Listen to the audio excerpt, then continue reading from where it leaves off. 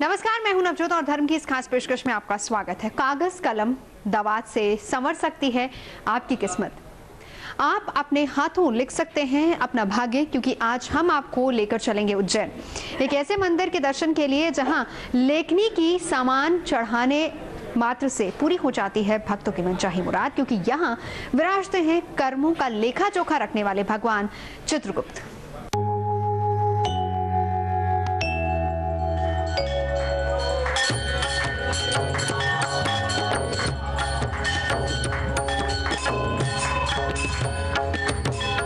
अपने हाथों सवारिए अपना भाग्य, अपने हाथों लिखिए अपनी किस्मत। चढ़ाइए कागज कलम दवात,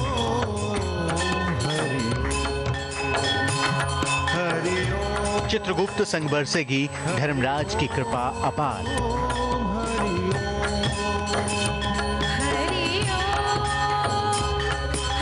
किस्मत हो जाएगी आप पर मेहरबान। कागज कलम अर्पित करने मात्र से कैसे संवर सकती है आपकी किस्मत? दुख से हारे मन को कहां मिलती है शांति?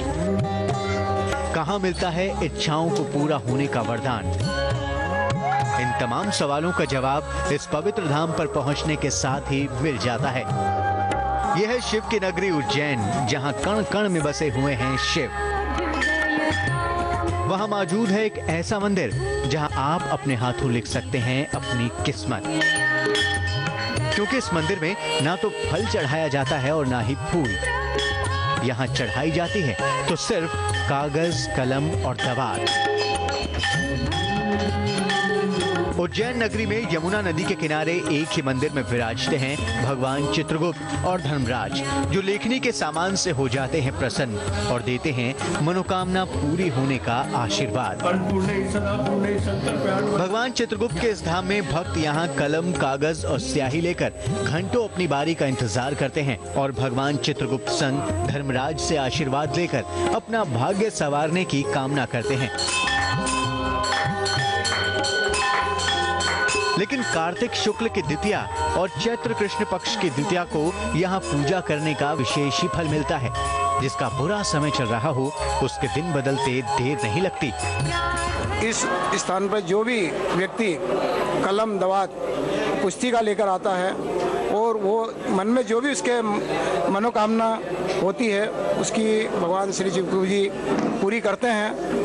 और इसी महिमा को सुनकर हम भी इस स्थान पर आज पधारे हैं और हमने भी भगवान श्री चित्रगुप्त जी के चरणों में कलम दवात और पुस्तिका अर्पित की है। चित्रगुप्त जी की हमने महिमा बहुत सुनी थी, इसीलिए हम यहाँ दर्शन करने आए हैं और हमने यहाँ कलम दवात भगवान को अर्पित की है और मेरी मनोकामना हमेशा यहाँ से पूर्ण हुई है, इसलिए हम इंदौर से यहाँ दर्शन करने पधारे हैं। कहते हैं भगवान चित्रगुप्त ने यहाँ सैकड़ों सालों तक कठोर तपस्या की थी।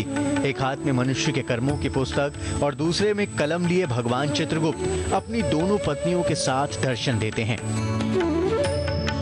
भगवान चित्रगुप्त के ठीक सामने चार भुजाधारी धर्मराज जी अमृत कलश लेकर आशीर्वाद की मुद्रा में दिखते हैं। पुराणों में इस मंदिर की स्थापना के बारे में कई कहानियां प्रचलित हैं।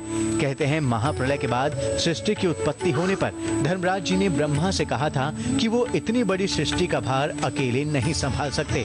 तब ब्रह्मा जी ने कई हजार सालों की कठोर तपस्या कर भगवान चित्रगुप्त को अवतरित किया।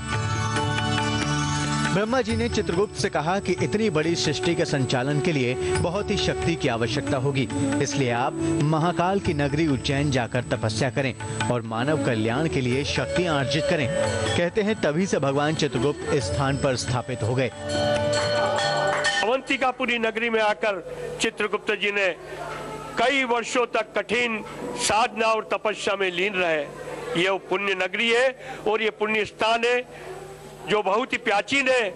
यहाँ पर श्री चित्रगुप्त जी महाराज विराजमान है। श्रद्धा और भक्ति से और आस्था के साथ जो भी मनुष्य यहाँ आता है वो अपना मनोरथ सिद्ध करता है, परिवार की समस्त प्रकार की आदावताओं से मुक्त होता है। कहते हैं इसी स्थान पर धर्मराज अपनी बहन यमुना से राखी बंधवाने आए थे।